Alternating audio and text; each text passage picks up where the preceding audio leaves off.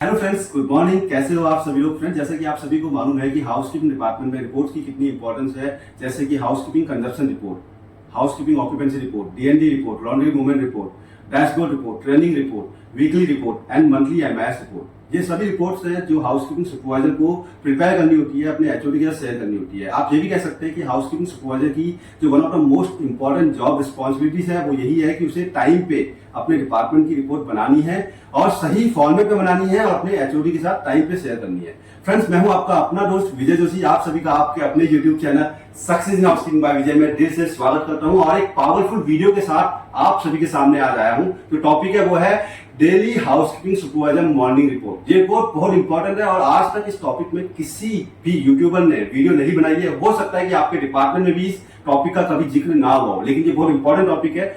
Housekeeping supervisor morning briefing के बाद अपने एचओडी को एक रिपोर्ट शेयर करता है जिसका नाम है मॉर्निंग रिपोर्ट। ये बहुत इंपॉर्टेंट रिपोर्ट है। इस रिपोर्ट से हाउसकीपिंग सुपरवाइजर की एफिशिएंसी मालूम होती है कि उसे दिन भर में क्या काम करना है और उसके डिपार्टमेंट में क्या अपडेट चल रहा है। तो फ्रेंड्स, मैं आपको लेके जा रहा हूं अपने डेस्कटॉप की स्क्रीन पे, जहां पे मैं आपको डिटेल में बताऊंगा कि कैसे आप अपने डिपार्टमेंट की रिपोर्ट तैयार कर सकते हैं। उससे पहले मैं आपसे एक बात कहना चाहूंगा कि अगर आपने अभी तक मेरे चैनल को सब्सक्राइब नहीं किया तो प्लीज मेरे चैनल को सब्सक्राइब कर लेना। वीडियो अच्छी लगी तो वीडियो को लाइक कर लेना और बेल आइकन को दबाना ना भूलिएगा, क्योंकि उससे मेरी अपकमिंग वीडियोस के नोटिफिकेशन आपको टाइम पे मिल जाएंगे। और यहाँ पे हेडिंग लिखनी है हाउसकीपिंग सुपरवाइजर मॉर्निंग रिपोर्ट।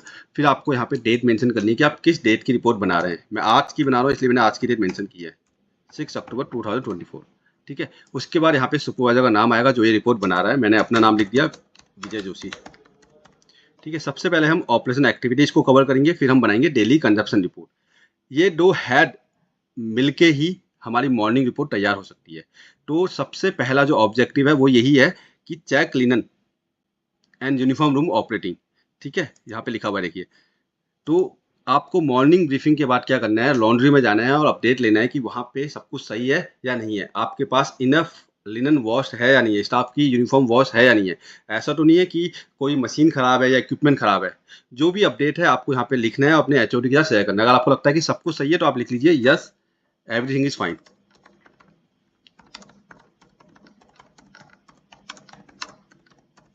ठीक है। उसके बाद आपको जो भी आज की ऑक्यूपेंसी डिटेल है, कितने रूम्स ऑक्यूपाइड हैं, कितने रूम्स आने वाले हैं, कितने रूम डिपार्चर हैं, ठीक है, कौन कौन से रूम वैकेंट हैं और कौन से रूम आउट ऑफ ऑर्डर में हैं, पीपीएम रूम्स कौन से हैं, इसका डिटेल आपको यहाँ पे लिखना है। अगर कोई रूम आउट ऑफ ऑर्डर है तो उसका रीजन भी आपको लिखना है। सपोज 105 आपका आउट ऑफ ऑर्डर है और उसका रीजन है सीपेज, हैवी सीपेज। तो आपको ये सब मेंशन करना है। आपके एचओडी को ये रिपोर्ट भेजने से पहले आपको चेक करना है, फिर आपको रिपोर्ट बनानी है। फिर आपको अगला जो पॉइंट है वो है मॉर्निंग प्रॉपर्टी राउंड फीडबैक। देखिए, जब आप मॉर्निंग में आते हैं तो आप प्रॉपर्टी का राउंड लेते हैं। आपको लगता है कि जब आपने नाइट शिफ्ट से हैंडओवर लिया है उसमें नाइट में कुछ कंप्लेन हुई है या फिर एरिया अपडेट नहीं है, तो उसकी भी डिटेल आपको यहाँ पे देनी है। अगर आपको लग रहा है सब कुछ सही है, कोई भी कंप्लेन नहीं हुई है, प्रॉपर तरीके से नाइट शिफ्ट में अपना काम किया, तो आप यहाँ पे लिख सकते हैं यस एवरीथिंग इज ओके या एवरीथिंग इज फाइन। ठीक है। उसके बाद आता है disciplinary issues action and closure status. अगर आपको लग रहा है कि किसी स्टाफ ने मिसबिहेव किया है या कोई स्टाफ लेट आ रहा है, बार बार बोलने के बाद भी वो लेट आ रहा है, या उसने ग्रूमिंग स्टैंडर्ड को फॉलो नहीं किया है, आपने कई बार उसको बोल दिया है कि प्लीज़ प्रॉपर तरीके से ग्रूमिंग स्टैंडर्ड को फॉलो कीजिए, अगर वो नहीं सुन रहा है तो उसके बारे में भी आपको अपने एचओडी को बताना है। Mister Vijay is not following grooming standard.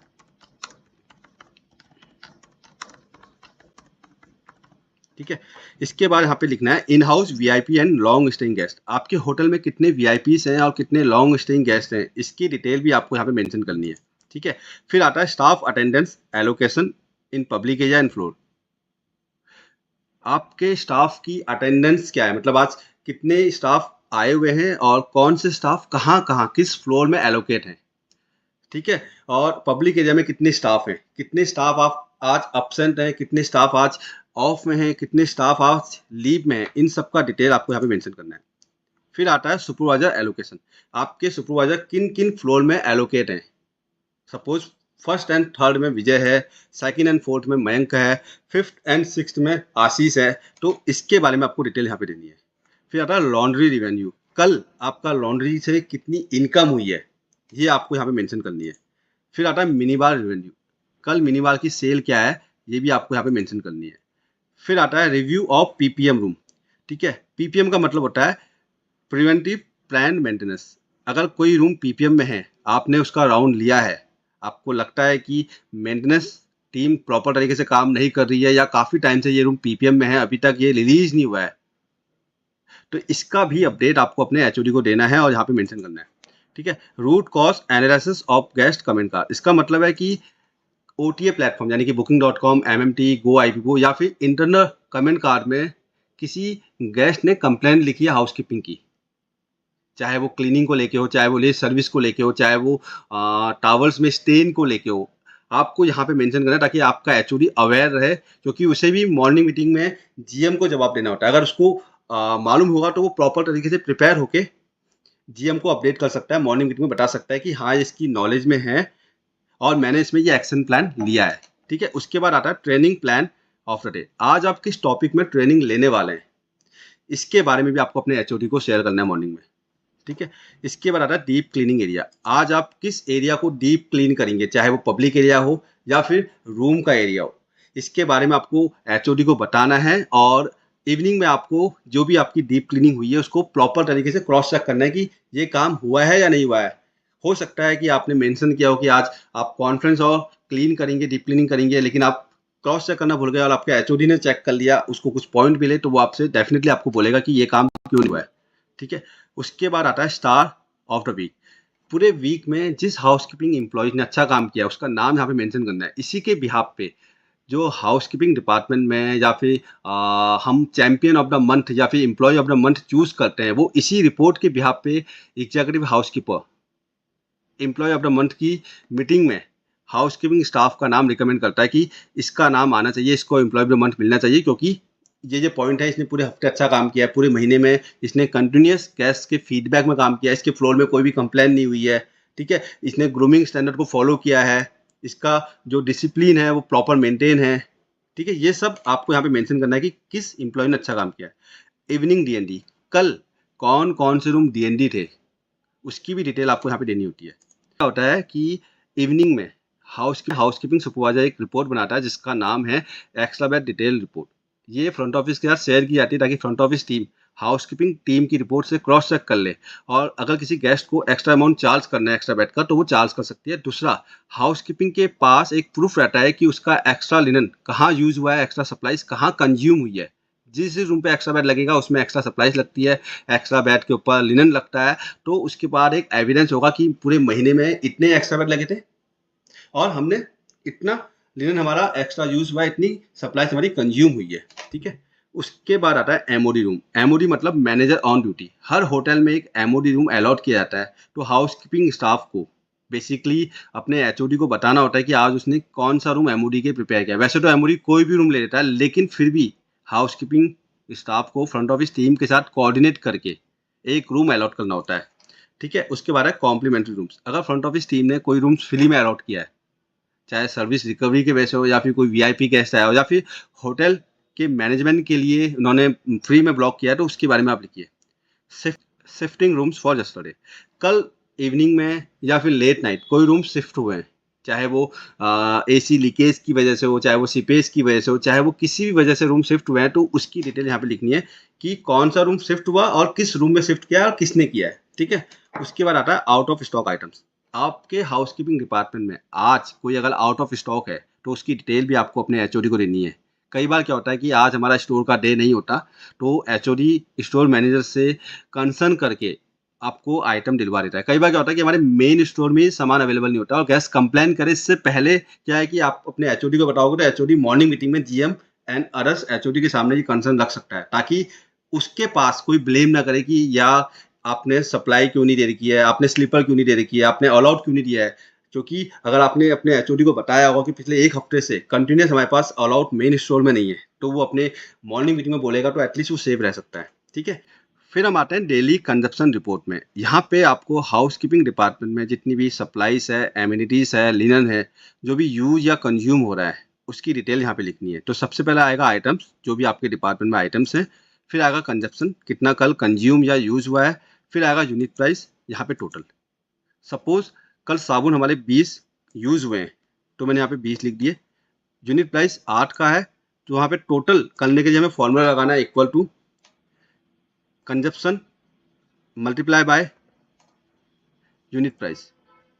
Enter करेंगे तो ये यहाँ पे ऑटोमेटिक फॉर्मूला लग जाएगा। उसके बाद आपको क्या करना है, यहाँ पे क्लिक करना है और इसको नीचे ऐसे कर्सर से नीचे ले आना है, तो ये फॉर्मूला पूरे शीट में एप्लीकेबल हो जाएगा।